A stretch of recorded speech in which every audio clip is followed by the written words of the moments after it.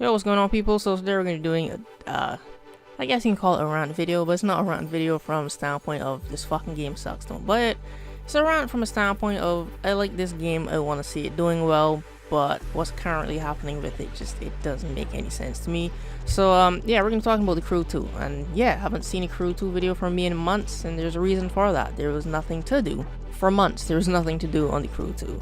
So here's how the Crew 2 missed their window of opportunity and possibly could be dead. Well, I mean, they could make a comeback, but for right now, I think it's dead.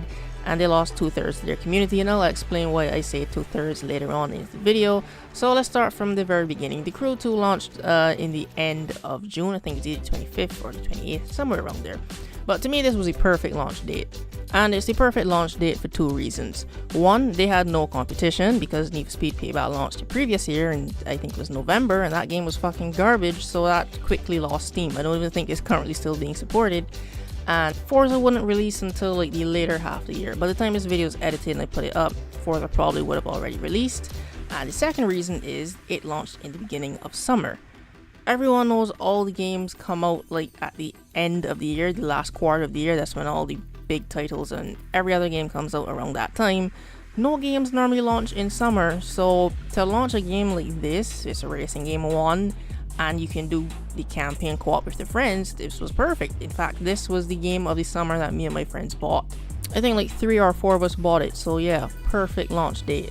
Now, here's the thing. They had like 4 or 5 months to capitalize and get as much people playing this game as possible before that juggernaut called Forza releases.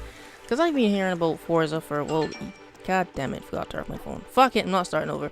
I've been hearing about Forza for years, but I've only had a PlayStation, so I've never played Forza until this year. Because I got a PC now, so I decided to try the Forza Horizon 4 demo. And it was fucking amazing, so I can see why everyone says Forza is the best racing game. Now, the Crew 2 was well received by everyone. Reviews were generally good. The game is good, it's unique, which is always a good thing. You always want a game to be unique. But it just has a few kinks to work out, and it could be even better. Those few things have still not been fixed. I mean, no one's really looking for more content within the first like month or two after game launches, because we're still busy playing it, trying to figure it out, see what's happening. So players probably expect content maybe 3-4 months down the road. So yeah, the first 2 months, I think they could have looked at fixing, minor issues and problems that people are complaining about, such as the lighting. If you're in first person mode, you can't really see anything at night because the headlights don't work in the cars. They're just there for show. If you're in third person, you switch to first person, headlights disappear. If the roads are dark, they don't have any street lights, then you're fucked. So that was one of the main issues for me, especially since I played like 90% of this game in first person mode. The second thing was a lot of people were just like, can you change the paint on the rims because the paint looks metallic and we can't really see our color. And another big complaint was that whenever people customize their garage, like set up their cars in certain spots or whatever, whenever they come back, it would be rearranged. So that was another big complaint. Months down the line, these things have not been fixed. Well, I think the garage thing got fixed with the latest patch, but that's still, again, months down the line, these little quality of life updates still have not been done. So taking long to fix these little complaints, that's the first thing. Now, the second thing is actually the speed cards. Now, I've said it before, I do not think this speed card thing should be in racing games, but, people like to innovate and try new things, fine. I will give them the point for doing the speed cards better than Need for Speed did, because instead of grinding speed cards for every single car, you can do it for a set of cards, but that doesn't take away from the fact that you still have to grind. Even after beating the game, despite whatever level you were at, you still kind of have to grind to get the max level cards. I think they should take a page out of Need for Speed's book and do what they did. If you beat the campaign, just start handing out max level cards, because my friends and I, one of the reasons we stopped playing was that we did not want to grind from like level 190 all the way up to 280. We didn't want to fucking do it. We didn't do it. We liked the game, we liked driving around, but we didn't feel like grinding. The next thing would be that the game has no end game content. Well, I mean, it has content now because of the Gator Rush update, but I mean, up until this point, there was no endgame content. They pretty much just was grinding the same races over and over just to get money, just so you could buy new cars, and that got boring very quickly. When I said no endgame content, in terms of activities, they were adding like 2 cars every month. So for 3 months, there were no new activities, just like 6 cars. Now here's the thing, when it comes to content, I think they went about it all the wrong way. Their priorities were way messed up. So first of all, content should have dropped in September, and that should have been PvP. They plan to drop PvP in December. No one is going to be checking for that. Why? Because Forza launches in October. The only people probably still playing the Crew 2 after Forza launches are probably going to be PS4 players, because we don't have access to Forza. PC and Xbox people do, so that's why I said they've lost 2/3 of their community. Now they're dropping 2 cars a month, and then they said they're going to do big updates every 3 months. To me, that doesn't work. I think they should go back to doing what standard racing games do, which is just dropping themed car packs. Instead of 2 cars a month, 2 cars a month. Just do like a street racing pack. You drop 5 to 6 cars, new races, and repeat the process with different sets of vehicles. You can have a hypercar pack, you have a touring car pack, etc, etc. You get the idea.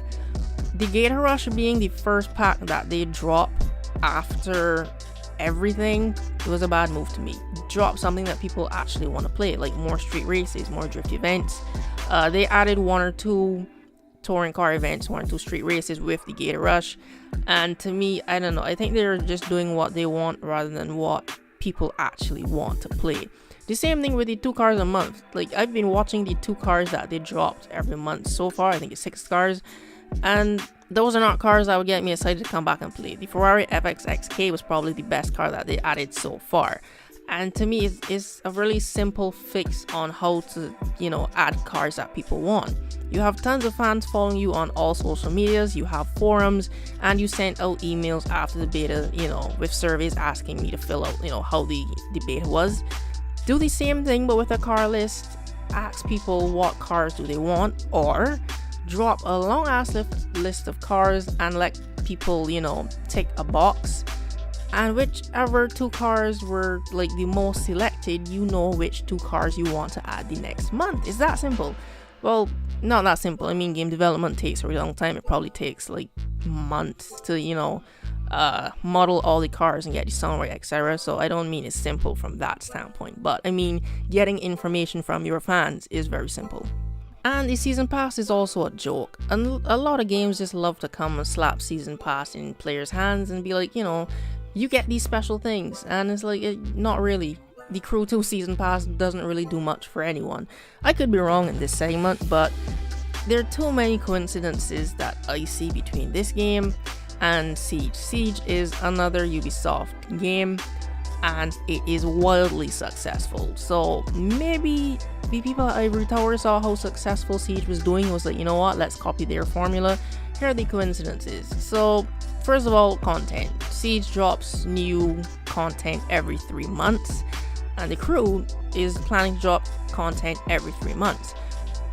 I think it works for Siege because those 2 operators that they add every 3 months impacts the entire game. It changes how the entire game plays, so they can, it takes a while for them to add new content. It's not the same for the Crew 2. It's a racing game. Whatever cars you add does not affect the entire game unless you launch a car that's like stupidly OP. Then that's the issue. Other than that, I don't know, I think you should aim to drop content 1 to 2 months. Well, no, 1 month, nah, that's way too short, but maybe make 2 months your goal. If you can't reach 2 months, then 3 months, but 3 months is a very long time to drop content for a game like this. Second coincidence is a season pass. The season pass for Siege, you get 1 week exclusive to play with the new operators, you get discounts in the store, and you get cosmetics that no one else can get. And it's the same thing for the Crew 2. You get to play with the new cars that they add 1 week early, you get 1 host that no one else can get, you get player outfits or whatever, and to me that just does not work. Because this is a racing game, I can wait a week to play with the new cars, like whatever, and they're trying to do the same discounts for microtransactions in the store. Again, it doesn't work because I can easily grind races.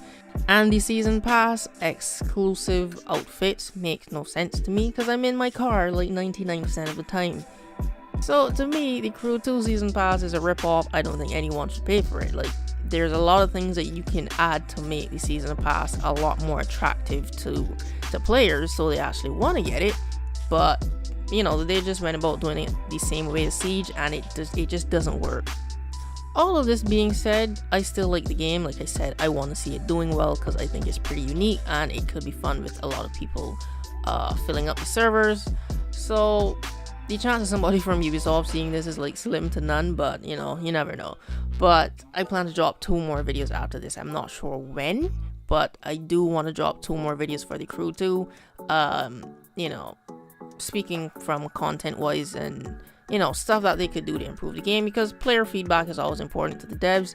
So you know, that being said, what if you have any issues with the Crew 2, you can leave them down in the comment section down below. Is there anything that you think they should have done differently? Again, you can leave those comments and I'll try to read through them. But yeah, that's it for this video, so thanks for watching and I'll see you in the next Crew 2 video.